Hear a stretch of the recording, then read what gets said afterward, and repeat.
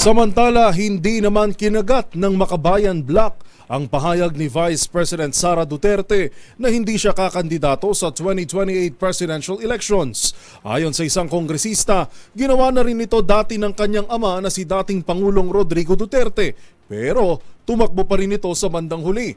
Narito ang report ni Milky Rigunan.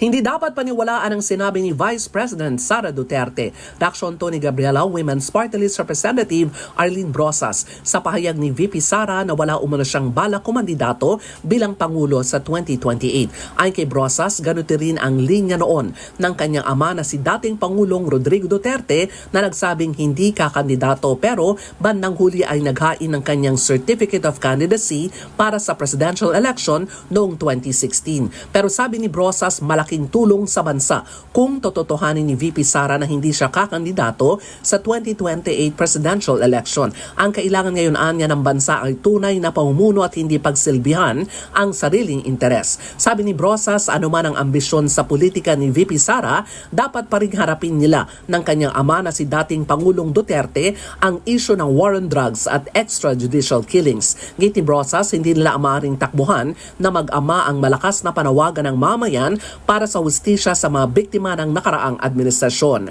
Para sa MBC TV Network News, ako si Milky Rigunan, una sa Pilipinas, una sa Pilipino.